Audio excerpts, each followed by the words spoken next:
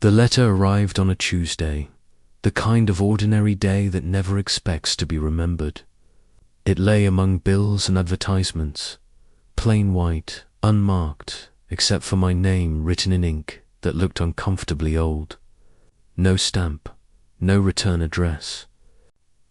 Just my full name, written the way only my mother used to write it before she died. Inside was a single sheet of yellowed paper. You are late. 12, Grey Hollow. That was all. I searched the internet. No results. I checked maps, archives, city records. Grey Hollow did not exist. There was no Street 12, no alley, no district by that name. I told myself it was a prank, some elaborate joke, until I noticed something that made my breath catch. At the bottom of the page was a small smudge, like a thumbprint, dark and brown. Old blood. That night, I dreamed of standing in a place that felt wrong. Houses leaned inward like they were listening. Windows had no glass, only darkness stretching inward forever. And somewhere behind me, something kept whispering my name, closer each time I turned around. When I woke, dirt was under my fingernails. The next morning, I tried to throw the letter away. It wouldn't tear. I'd burnt it in the sink, watched them sec. Flame crawl over it, then die as if suffocated. The paper was untouched. At 11:47 p.m., my phone buzzed. Unknown address detected. Navigation available, against every instinct screaming in my chest. I tapped it. The map showed a route beginning from my apartment and ending in a blank grey space. No roads, no landmarks. Just a pulsing red dot labelled 12 Grey Hollow. I didn't remember leaving my apartment. One moment I was standing in my hallway, keys shaking in my hand. The next I was driving down a road I had never seen before. Trees crowded both sides, their branches tangled like grasping fingers. The radio whispered static between fragments of voices that sounded like prayers spoken backward. The road ended abruptly. Ahead of me stood a rusted iron gate.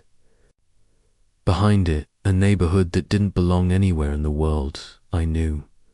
A wooden sign hung crookedly from the gate. Grey Hollow. Residents only. The gate creaked open by itself, and deep inside, a door was already waiting. Asterisks, the houses of Grey Hollow were wrong in ways I couldn't immediately explain. Their architecture shifted when I wasn't looking, porches lengthening, roofs sagging lower, as if the buildings were breathing. No lights were on, yet I felt watched from every window. I found the house easily.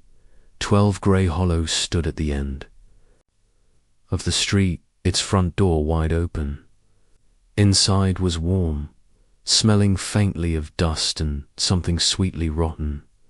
A hallway stretched ahead, longer than the house should have allowed. The walls were covered in photographs.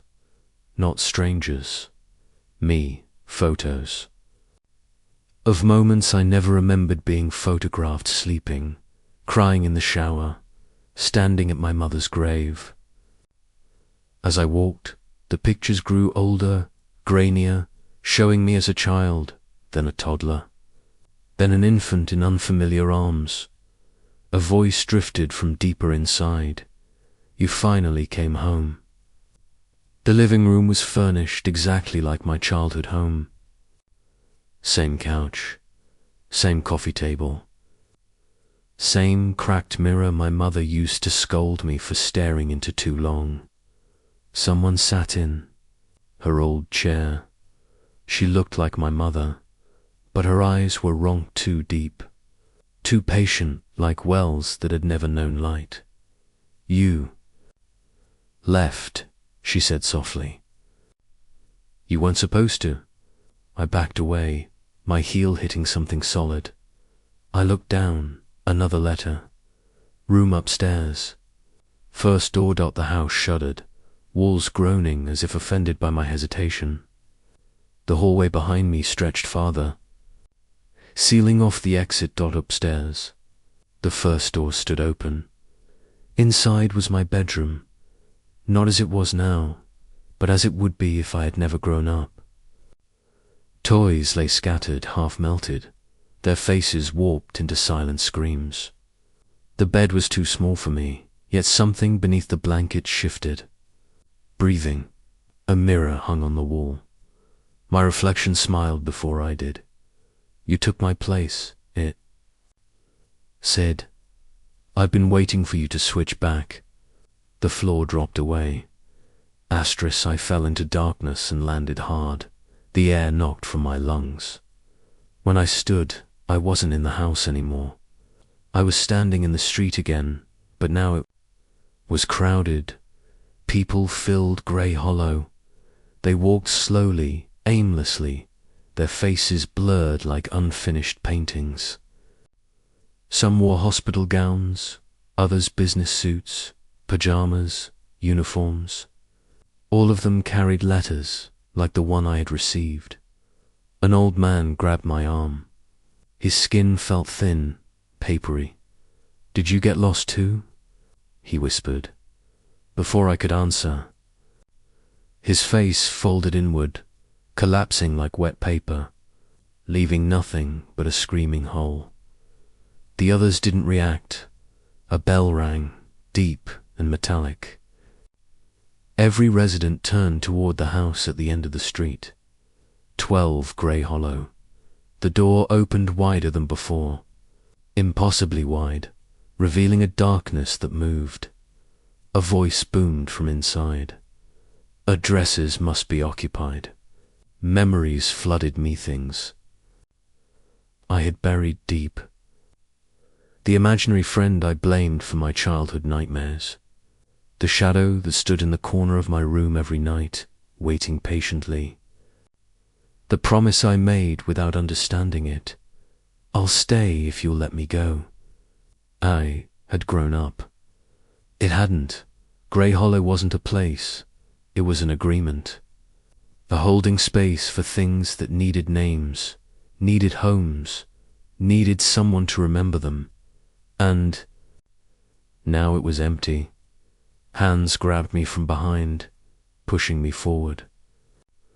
The residents whispered in unison, "Take your address back." Asterisk. I woke up in my apartment hallway. The letter lay in my hand, now complete. Resident confirmed. Life went on. Days passed, weeks. I stopped dreaming. But sometimes, when the lights flicker, I see houses leaning inward in the dark.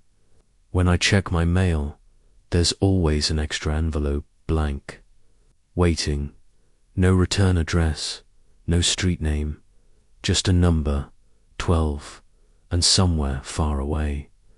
A gate creaks open, waiting for the next name to be written, because addresses are never erased. They are only reassigned.